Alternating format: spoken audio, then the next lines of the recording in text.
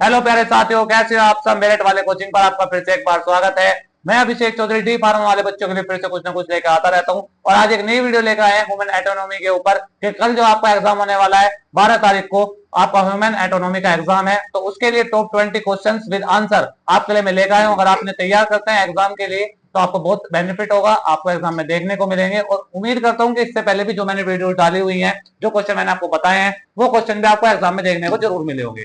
तो ज्यादा देर ना करते हुए, क्योंकि आपके पास टाइम बहुत कम है, छुट्टी आपकी है नहीं, डे बाय डे आपका एग्जाम होता है, तो हम आपके लिए रोज एक वीडियो लेके आते हैं जो बस बहुत शॉर्ट क्वेश्चन होते हैं। उसमें अगर आप इन्हें तैयार करके ले जाते हैं तो आप बैक से भी बचेंगे और आपके नंबर भी अच्छे आ जाएंगे। ऐसा जरूरी नहीं है कि यही क्वेश्चन आएंगे, बट ये वो क्वेश्चन होते हैं जो प्रीवियस पेपर वगैरह से हम लेते हैं और वहां से हम इन्हें रिसर्च करके निकालते हैं कि भाई ये क्वेश्चन बहुत बार एग्जाम में आए हुए हैं। तो आप इन क्वेश्चनों को अच्छी तरीके से देखें, अच्छी तरीके से पढ़ें, अच्छी तरीके से इन्हें आंसर रट लें और हमारे व्हाट्सएप चैनल पे, व्हाट्सएप ग्रुप पे हमारे जरूर जुड़े, क्योंकि वहां पे मैं इनकी पूरी पीडीएफ डाल देता हूं जिससे आप शॉर्ट नोट्स भी बना सकते हैं।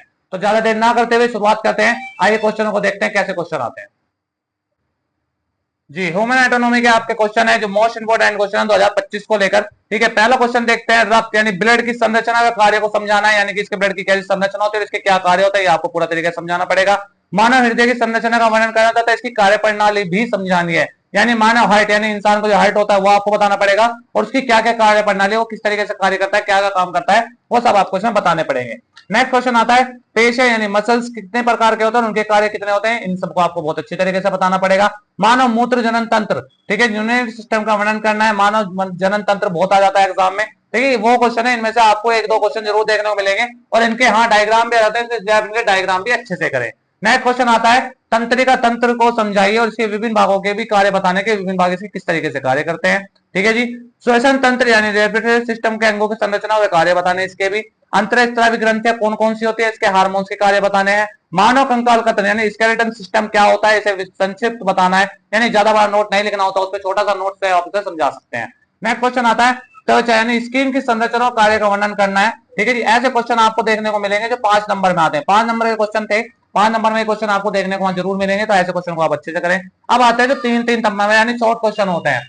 पहला क्वेश्चन आरबीसी और डब्ल्यूबीसी में अंतर, यानी रेड ब्लड सेल्स और व्हाइट ब्लड सेल्स में आपको अंतर बताने के, वो किस तरीके से होते हैं, क्या क्या उनके काम होते हैं, ये आपको बताने होंगे। नेक्स्ट क्वेश्चन आता है पाचन रस क्या होता है, पाचन रस को आपको बहुत अच्छी तरीके से बताना पड़ेगा।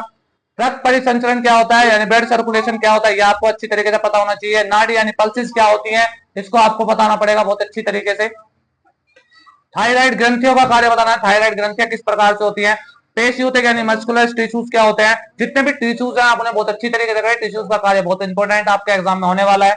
नेक्स्ट हो जाए मूत्र निर्माण की प्रक्रिया बतानी है, मूत्र निर्माण की प्रक्रिया आपको बहुत अच्छे से पढ़ के जाना है। ये 3 नंबर में आपके क्वेश्चन आते हैं, तो इन्हें भी आप बहुत अच्छे से तैयार कर लें। फिर आते हैं very short and viva question. तो हम यहाँ पे देखते हैं हृदय में कुल कितने कक्ष होते हैं, सामान्य रक्तचाप कितना होता है, इंसुलिन कौन सी ग्रंथि में स्रावित करती है, शरीर की सबसे बड़ी ग्रंथि कौन सी होती है, मस्तिष्क का भार कितना होता है, आरबीसी का जीवन काल कितना होता है, मनुष्य के शरीर में कुल कितनी हड्डियां होती हैं, त्वचा के कितने भाग होते हैं, ये सब आपको पढ़ के जाने हैं। ये आपके शॉर्ट्स में मिल सकते हैं, एमसीक्यूज में मिल सकते हैं, तो आप इन्हें अच्छे तरीके से इन क्वेश्चनों को एक को पढ़ ले, अच्छे से तैयार कर लें। अब नेक्स्ट देखते हैं आपके जो लॉन्ग क्वेश्चन आते हैं। जैसे मैंने अभी बताया था कि रक्त यानी ब्लड की कार्य प्रणाली समझानी है, तो आप देखिए रक्त यानी ब्लड के क्या कार्य है। तो रक्त एक तरल सहयोगी होता है, इसलिए संरचना इसकी प्लाज्मा 50% होता है, 55% इसमें प्लाज्मा होता है, पानी होता है, प्रोटीन होता है, खनिज, हार्मोन्स आदि होते हैं। तो यहाँ पे मैंने इनके आंसर दे रखे हैं, जितने भी आपको क्वेश्चन बताए हैं सबके आंसर मैंने उसमें बताए हुए हैं, अच्छी तरीके से आप उन्हें देखें। जैसे आप दूसरा क्वेश्चन देख सकते हैं, मानव हृदय की संरचना का कार्य बताना है, तो मानव हृदय का पूरा लिखा हुआ है, कैसे काम करता है, क्या कार्य होता है उसमें। नेक्स्ट क्वेश्चन है पाचन तंत्र के कार्य आपको बताना है, पाचन तंत्र को आपको अच्छे समझना है और अच्छे से उसे करके जाना है। ठीक है जी, यहाँ पे देखिए मैंने सब बताया, आरबीसी और डब्ल्यूबीसी में अंतर क्या गया आपको पूरा पढ़ने को मिलेगा, पूरा देखने को मिलेगा। तो आप इन क्वेश्चनों की तैयारी कर ले, इन क्वेश्चनों को बहुत अच्छे से देख ले, क्योंकि ये क्वेश्चन है आपके बहुत इंपॉर्टेंट क्वेश्चन जो आपको कल एग्जाम में आपको देखने को मिलेंगे। तो ये थे आपके 10-20 क्वेश्चन जिन्हें आप अगर अच्छे से तैयार करके जाते हैं तो कल का आपको एग्जाम में देखने को जरूर मिलेंगे।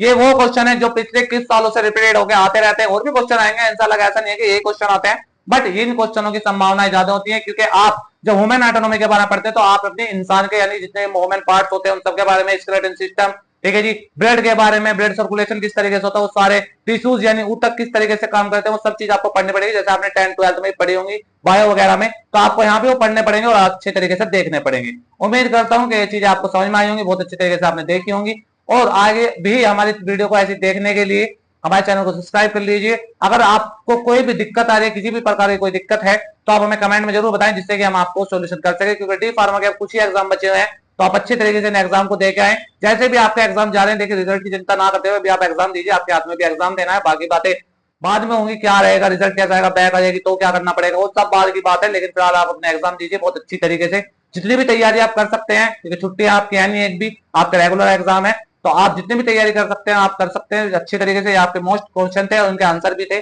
आप अगर हमारे व्हाट्सएप ग्रुप से जाके जुड़ते हैं, मैं अपना व्हाट्सएप ग्रुप डिस्क्रिप्शन में डाल दूंगा लिंक, अगर आप वहां उस पर जुड़ते हैं तो आपको वहां पे नोट्स भी मिलेंगे विद पीडीएफ। ठीक है, तो आप वहां पे जा सकते हैं, अच्छी तरीके से देख सकते हैं। अगर वीडियो अच्छी लगी हो तो चैनल को सब्सक्राइब कीजिए, लाइक कीजिए, कमेंट कीजिए, और वीडियो हर डी फार्मा वाले बच्चे के साथ जरूर शेयर कीजिए। आज के लिए इतना ही, मिलते हैं आगे ऐसे एक नेक्स्ट वीडियो में। Thank you.